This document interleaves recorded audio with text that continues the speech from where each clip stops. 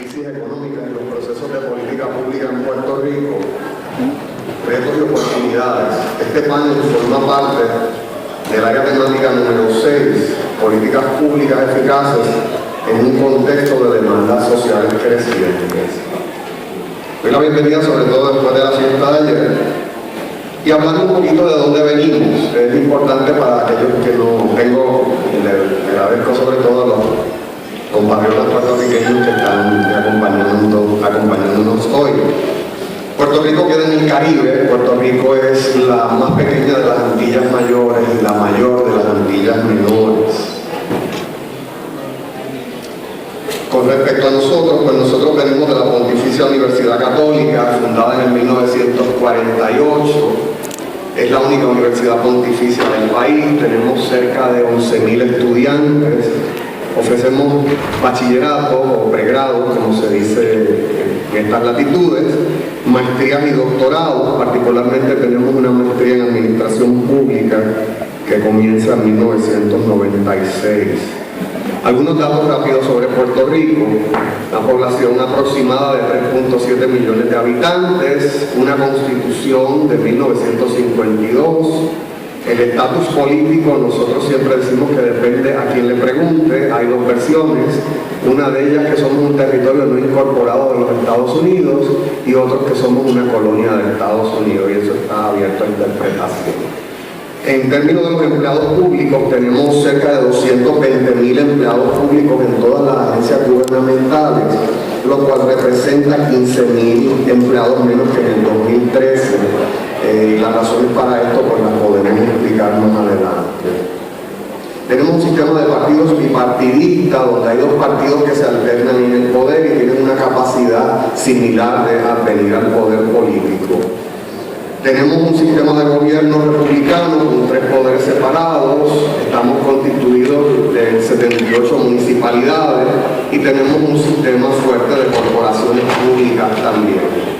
Las elecciones son cada 4 años y el presupuesto consolidado recomendado para el año 2015 es cerca de 9.700 millones de dólares. Este panel explora la forma en que la crisis económica que aqueja a Puerto Rico desde el 2006 parece haber creado las condiciones para un cambio paradigmático en los procesos de política pública de dicho país. Se plantea que los efectos disfuncionales acarreados por los procesos de política pública tradicionales han abierto las posibilidades para modelos de políticas públicas más abiertos, transparentes, inclusivos y efectivos. Los panelistas en orden invertido: el doctor Alejandro Ortiz Pérez. Alejandro posee un doctorado en Psicología Clínica de la Pontificia Universidad Católica de Puerto Rico y es un converso porque también está terminando su maestría en Administración Pública. Ha laborado y labora en el Gobierno Federal de los Estados Unidos, ha trabajado para el Departamento de Salud y Recursos Humanos, el Departamento de Comercio y la oficina del General Accountability Office. Su ponencia, Redescubriendo el Sistema de Función Pública en Puerto Rico para aumentar la efectividad de las políticas públicas, describe el desarrollo del sistema de función pública, así como los retos que ha encarado desde su establecimiento. Explica algunas alternativas para su mejoramiento que han surgido en medio de la crisis y ofrece recomendaciones al respecto. La segunda panelista es la profesora Elsie Ruiz Santana, maestría en Ciencias Sociales en Administración Pública y Juris Doctor de la Pontificia Universidad Católica. Fue editora gestora de la Revista de Derecho Puertorriqueño, profesora y directora de la Escuela Graduada de Ciencias Sociales. Su ponencia, la federalización de la política pública en Puerto Rico, el cual aborda los mecanismos e instancias utilizados por el gobierno federal de los Estados Unidos para influir en las políticas públicas de dicho país. La última ponencia por este servidor, doctor Hernán Rodríguez, voy a fungir como coordinador y panelista, doctorado en Administración Pública por Nova Southeastern University en Florida, maestría en Administración Pública de la Universidad de Puerto Rico. Me desempeño como decano del Colegio de Estudios Graduados en Ciencias de la Conducta y Asuntos de la Comunidad. Llevo cerca de 25 años como docente en las áreas de Ciencias Políticas, Administración Pública y Derecho. Nuestra ponencia, la crisis económica como agente catalítico para reformar los procesos procesos de política pública en Puerto Rico. Aquí analizaremos la forma en que la crisis económica ha incidido en los actores y procesos tradicionales en la formulación y gestión de las políticas públicas en Puerto Rico. Precisamente sigo en el panel porque entonces la primera ponencia va a estar a mi cargo. La crisis económica como agente catalítico para reformar los procesos de política pública en Puerto Rico. Comenzamos con esta cita de Charles Lindbergh. Lindbergh es uno de los autores más leídos y paradigmáticos en el área de la política pública. Y plantea esta paradoja: Estados Unidos es una de las sociedades más democráticas del mundo. A pesar de esa extensa tradición democrática, el proceso de formulación de políticas públicas parece no responder bien al control popular. Entonces vamos a utilizar eso como lema para ver toda la situación actual de Puerto Rico y el sistema tradicional de políticas públicas. Precisamente el temario de la ponencia, para que entiendan cuál es el esquema que llevamos. Primero, los actores tradicionales de la política pública en Puerto Rico. Segundo, las características tradicionales del sistema de política pública de Puerto Rico. Tercero, vamos a entrar en unas notas muy rápidamente de la crisis económica, una especie de radiografía muy puntualmente de algunos indicadores de la crisis económica. Y luego entraremos entonces en actores emergentes de la política pública, características emergentes de la política pública en Puerto Rico y por último entonces unas conclusiones y por qué no algunas recomendaciones. Vamos a hablar primero de los actores principales de las políticas públicas en Puerto Rico. Arbitrariamente le he puesto algunos al periodo de tiempo. 1950 porque se acerca la fecha a 1952, que es la fecha de fundación del Estado Libre Asociado de Puerto Rico, y 2010 porque es una fecha que en términos de décadas se acerca al comienzo de la crisis económica. ¿Okay? Entonces hablaremos entonces de algunos actores principales del proceso tradicional de política pública en Puerto Rico, muy por encima. El gobernador es el electo en Puerto Rico cada 4 años. Históricamente, ese poder político en Puerto Rico tiende a personalizarse en la figura del gobernador. Autores como Henry Wells, un autor norteamericano que estudió en la década del 70 la política de Puerto Rico, hace una comparación de lo que es el caudillismo latinoamericano con la figura del gobernador en Puerto Rico. Por años el gobernador tendió a ejercer el control de las políticas públicas en el país. El gobernador era el centro de las políticas públicas en el país y nuestro compañero Alejandro Ortiz va a llevar eso casi al tiempo de los indígenas, de cómo esa estructura se va creando y llega incluso hasta tiempos modernos. Nos es interesante porque esto es una característica, vamos a decir, de las sociedades carismáticas o tradicionales. Y se supone que en un gobierno moderno pues predomine el elemento legal racional y no esos elementos carismáticos que llevan al caudillismo. Pero eso es una característica, por repito, tradicional. Segundo, el poder legislativo. Puerto Rico tiene un sistema bicameral. Tradicionalmente, el poder legislativo ha seguido en términos de política pública las directrices del gobernador. Y esto se da, según por ejemplo doña Carmen Ramos de Santiago, profesora de la Universidad de Puerto Rico, hablaba de la estricta disciplina de partidos. Así que a través de la estricta disciplina de partidos, el gobernador, que en la mayoría de las ocasiones es a la vez el presidente del partido de gobierno, pues ejerce a través del caucus legislativo su poder. Desde 1980 vemos también cómo ese poder legislativo aumenta sus poderes de investigación a la luz de lo que fue el caso US versus Nixon y a la luz en Puerto Rico del caso del Cerro Maravilla. Vemos cómo ese poder de los puertorriqueños entenderán lo que es. Partidos políticos. Puerto Rico tiene un sistema bipartidista, la opinión pública tiende a dividirse a base de 2 partidos principales y ahí se da un fenómeno que un exgobernador, don Roberto Sánchez Vilella, le llamaba la tribalización, la división en tribus de la vida pública en Puerto Rico. Eso lleva también desde la época del bipartidismo, que comienza en 1968, a la politización del servicio público. Esa alternancia en el poder que les indiqué al principio, pues conlleva, por razones muy complicadas que no tengo tiempo para explicarles hoy, a la politización del servicio público. Tercer actor tradicional, los jefes de agencia. Son designados por el gobernador, son nombrados por su competencia técnica y afiliación política, e históricamente han promovido políticas públicas que forman parte del programa de gobierno del partido del poder. Las élites, el otro actor tradicional. Las más presentes en nuestro proceso de política pública es la élite industrial financiera. La élite de Puerto Rico podemos dividir claramente en sectores locales o nacionales y sectores extranjeros. Generalmente podemos adscribírselos al gran capital norteamericano y a las compañías transnacionales que ejercen su poder dentro del sistema de política pública. Se da con relación a los partidos políticos, entre la élite y el partido político, una relación de quid pro quo, una relación de que yo doy algo para obtener algo a cambio.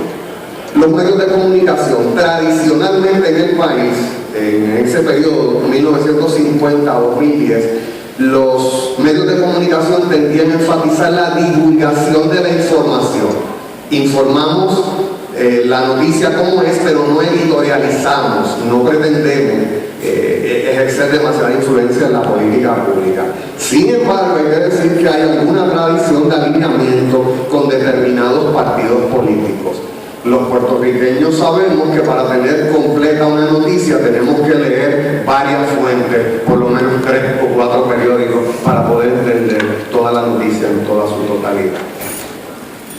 Esos medios de comunicación han estado tradicionalmente centralizados en unas pocas compañías, y es un tema que voy a traer más adelante. Así como hay una especie de corporatización de los medios de comunicación en el país. Poder judicial, los jueces, sobre todo del Tribunal Supremo, son nombrados hasta la edad de 70 años. Reconocemos que hay un elemento de activismo judicial en el cual los jueces, a pesar de que hay una separación de poderes, los jueces han promovido cambios en políticas públicas controversiales. Así que de facto lo que estamos diciendo es que el Poder Judicial formula políticas públicas o reformula políticas públicas al resolver casos que se le presenten. El séptimo actor es el gobierno federal de los Estados Unidos. El gobierno federal de los Estados Unidos financia y establece reglas en muchas áreas de política pública, porque a través del financiamiento quien da el dinero impone las reglas, ¿no? Entonces se da esa relación con respecto al gobierno del país. Hay una tendencia, o siempre ha habido una tendencia, a expandir su radio de acción a través de los derechos civiles y de la política de justicia criminal. Últimamente, con el combate a la corrupción, han logrado una gran injerencia en el sistema de política pública a través del combate a la corrupción. Los grupos de interés y presión, la mayoría surgen por y para causas específicas, como en todos lados. Notorio el caso de la lucha por la desmilitarización de la isla municipio de Vieques en la década del 60 y 70 por los rescates de terrenos, y existen algunos grupos de interés y de presión que son más permanentes y mejor organizados, como los grupos ambientalistas. Características tradicionales de los procesos de política pública en Puerto Rico. Les hablé de los actores, ahora vamos a hablar del juego de esos actores, y aquí hemos escogido varias de las características. Primero, vamos a ver las primeras dos juntas: incrementalismo y falta de soluciones adecuadas. Y aquí seguimos al Linglon, eso surge del Linglon. El incrementalismo lo que supone es que hay cierto conservadurismo en la formulación de políticas públicas. Históricamente hablando, decimos vamos a hacer una gran reforma, y la reforma no produce los resultados esperados, se dan cambios marginales, se dan cambios incrementales, pero la ciudadanía no percibe que se haya revolucionado la educación o que se haya revolucionado la producción de energía, ¿no? Así que eso, es decir, el ciudadano común percibe que la solución producida por el gobierno satisface pero no resuelve el problema en profundidad. También otra característica, le hablamos del gobierno de Estados Unidos como actor, pues tiene una influencia en las políticas públicas en el país. Maneja lo que es el área de la inmigración, maneja lo que es el área de las comunicaciones, maneja el área de la entrada y salida del país. Sí, hay muchas áreas de política pública que son, como decimos en el esquema norteamericano, campo ocupado por el gobierno de Estados Unidos. Otra característica tradicional que quizás ya mencioné es el control por el gobernador y los partidos políticos. Y aquí hay una simbiosis entre gobernador y partido político, por lo que le dije que el gobernador generalmente es el presidente del partido político que gobierna en un momento dado, lo que le da una gran injerencia sobre la política pública. Hay demasiada fragmentación con respecto a los grupos y la opinión pública. Es bueno el pluralismo en nuestras sociedades. El problema es que aquí se da una paradoja, como dice el himno.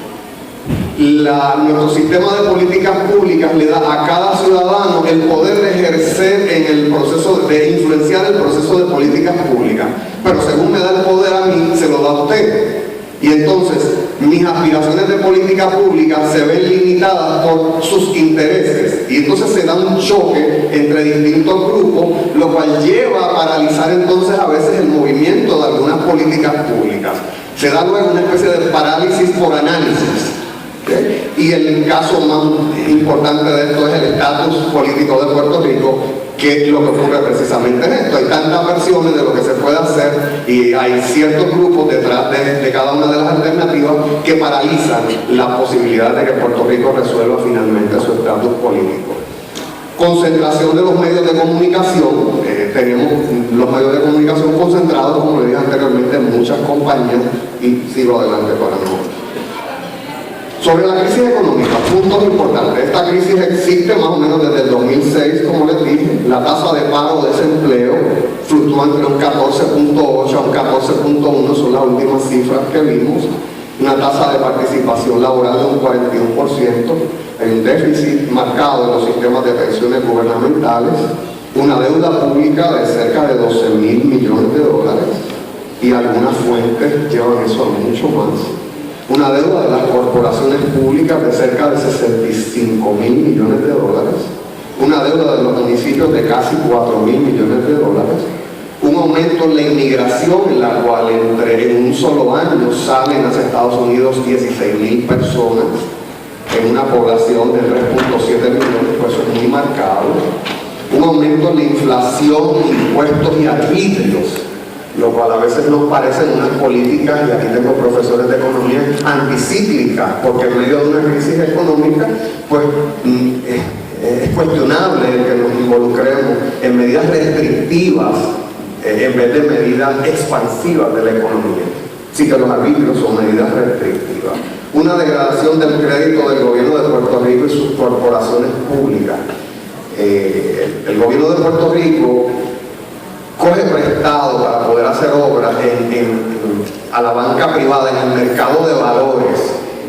Así que yo digo que las casas acreditadoras del crédito localizadas en Wall Street de Nueva York, en Puerto Rico, hacen las veces de lo que es el Banco Mundial y de lo que son el Fondo Monetario Internacional y otras agencias similares para Latinoamérica. Así que tendremos a ver eso. Nuestro planteamiento aquí es: la economía de Puerto Rico tocó fondo, y al tocar fondo se da un cambio, o percibimos, y este es quizás el planteamiento, la hipótesis que traigo, se percibe un planteamiento entre lo que son los actores tradicionales. Va a haber un cambio en los actores, va a haber un cambio en las características también del proceso de política pública, y eso es lo que vengo a plantearles en la mañana de hoy. Algunos actores, por efectos de tiempo. Primero, una nueva prensa. Hay una diversidad de medios a raíz de la crisis. Han cerrado periódicos, se han consolidado noticiarios. Entonces hay muchos periodistas que han ido al desempleo. Eso ha provocado que esos periodistas se reinventen y creen a la vez sus propios medios. Entonces antes teníamos 2, 3 periódicos tradicionales, hoy ya tenemos tantos que ni sabemos. Algunos se venden, otros se regalan, otros son por internet, algunos le llegan a uno por mensajería de teléfono. Eso es una característica nueva, un actor nuevo, y luego una característica nueva del proceso de política pública. También esa prensa es más investigativa. Y esa prensa es más investigativa porque ya no está atada a los editores de los medios tradicionales que eran corporativos, eran grandes compañías. Así que el periodista ya un poco lo que piensa lo lanza en su medio de comunicación porque no tiene el filtro del editor en muchas ocasiones. O los editores son peers, son compañeros, más que sus jefes. Tenemos también, como le dije, una cubierta multimodal y en tiempo real. La noticia ocurre ahora y a los 3 minutos, 2 minutos usted la tiene en su celular, en su teléfono móvil. Los think tanks, es un actor que va surgiendo en Puerto Rico. La opinión pública, como dije, está muy dividida. Hay poca confianza ciudadana en los expertos vinculados al gobierno. Hay mucha suspicacia de los ciudadanos con respecto a eso. Entonces están surgiendo centros independientes de estudios de fenómenos socioeconómicos que promueven o señalan el norte de las políticas públicas. Ahí tenemos el Centro para la Nueva Economía, que existe más o menos desde el 2008 por ahí. Y cada vez que hay un cambio del gobernador, emite unas recomendaciones para el gobernador. Y eso es muy bueno. Ha surgido últimamente Abre Puerto Rico y el Centro de Investigación y Políticas, que están promoviendo desde el sector no gubernamental un gobierno más transparente y el open data, el que los ciudadanos tengan acceso directo a la información. La Pontificia Universidad Católica de Puerto Rico, no somos un think tank todavía declarado, pero estamos señalando cuál es la problemática del país. Estamos haciendo estudios, algunos tipos survey, otros tipos meta-análisis. Tenemos estudios sobre la pobreza en Puerto Rico, tenemos sobre la familia en Puerto Rico, sobre la salud mental en Puerto Rico, llamando la atención de cuáles son los problemas del país y llamando la atención también sobre algunos lineamientos de por dónde debe ir la política pública. Nuevas élites. En Puerto Rico se aprueba recientemente una ley de reinversión de capital en Puerto Rico. Esta ley le provee incentivos contributivos a personas que inviertan en Puerto Rico. Generalmente se perfila una tasa de ahorro para esos inversionistas de un 25% si lo comparamos con lo que pagarían en Estados Unidos. Eso es la ley 2022 del 2014. Eso ha provocado que algunos millonarios inviertan y se muevan a Puerto Rico. Nuestro cuestionamiento es cuál va a ser el rol de estos nuevos millonarios en la política pública de Puerto Rico, porque estos millonarios, sobre todo si vienen de Estados Unidos, las leyes que regulan las elecciones en Estados Unidos permiten unas cosas y les permiten unas libertades a estas personas para influir en los procesos gubernamentales y de política pública. Y entonces es una nueva variable dentro de nuestro esquema. Una ciudadanía más activa. La ciudadanía está desconfiada. La ciudadanía entiende que los gobiernos le fallaron, entiende que los partidos políticos le fallaron y que yo no puedo delegar. Así que los ciudadanos tienden a tener una participación más activa, presencial o virtualmente, sobre todo los segundos, tener una participación más virtualmente. Hay un estudio donde me aclara qué busca el ciudadano en Puerto Rico, y busca pasar de ciudadano o cliente a participante o socio. Así que va a haber que contar con la ciudadanía como un nuevo actor en el proceso de política pública. Hay nuevo activismo sindical. El sindicalismo en Puerto Rico estaba tranquilo con la crisis económica y las reestructuraciones que ha tenido que hacer el gobierno, pues el sindicalismo parece haberse activado. Así que sus estrategias están cambiando de la negociación y el cabildeo a las huelgas y a intentos de paralizar el país. Así que vimos cómo ante la aprobación de la Ley de Sostenibilidad Fiscal, un sindicato paraliza una de las arterias principales de Puerto Rico, que es el túnel Minillas, que da acceso hacia al aeropuerto internacional de Puerto Rico. Y nos parece, también se ha regado el conflicto por la economía, porque ha habido piquetes ante el centro comercial más grande de Puerto Rico, dentro del centro comercial más importante de Puerto Rico, y ante el principal banco del país. Y nos parece que el sindicalismo, pues esta es una nueva estrategia de regar el conflicto a través de la economía. No es nueva, es renovada. Características emergentes, esos son los nuevos actores. Ahora vamos a ver las nuevas características. Y esto es una visión bien positiva de lo que puede ocurrir. Primero, una mayor apertura a la participación ciudadana. El reglamento del Senado de Puerto Rico y el reglamento de la Cámara permiten los proyectos por petición. Permite que este ciudadano que tenga una idea plantee un modelo de lo que puede ser un proyecto de ley. Desde hace mucho tiempo yo no veía, y lo he visto recientemente, que se le pida a las universidades white papers, policy papers con respecto a cambios, a leyes que se pretenden aprobar, y eso lo estamos viendo. Hay atrasos, hay retrasos, hay un paso hacia adelante y un paso hacia atrás. También hubo respecto a las corporaciones públicas, hubo una ley que el gobernador la sometió un día, ese mismo día la aprobó la Cámara, ese mismo día la aprobó el Senado, sin vistas públicas, y 3 días después ya era ley porque el gobernador la firmó. Eso un poco pues, nos echa para atrás esta característica. Una nueva relación entre actores.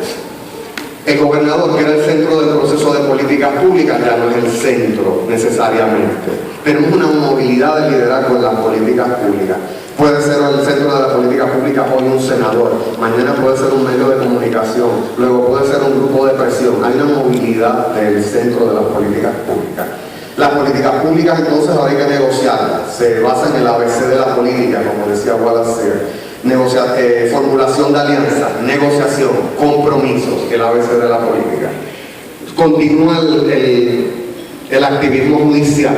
Vimos cómo recientemente se aprueba una ley para reformar el plan de retiro de los maestros, el plan de jubilaciones de los maestros, y el Tribunal Supremo de Puerto Rico la declara inconstitucional. Así que continúa ese activismo judicial. Una ampliación, y esto la profesora del circuito lo ampliará, una ampliación de la injerencia del gobierno federal de Puerto Rico, de Estados Unidos en Puerto Rico, y nos parece que hay una petición ciudadana y un clamor ciudadano hacia un énfasis en la evaluación de políticas públicas y rendición de cuentas. De hecho, se está trabajando hoy día en la legislatura de Puerto Rico una ley de información de los ciudadanos de Puerto Rico. Hay un derecho, pero no hay una ley de información de los ciudadanos. Conclusiones: la crisis económica por lo que atraviesa el país ha provocado el surgimiento de nuevos actores en el escenario de la política pública, así como cambios en las cuotas de poder de los actores tradicionales. Asimismo, esta crisis parece estar provocando cambios hacia unos nuevos estilos de formulación de políticas públicas más abiertos e inclusivos. A pesar de esto, los actores tradicionales de los procesos de política pública luchan por mantener su poder, así como las características tradicionales del sistema. Muchas gracias.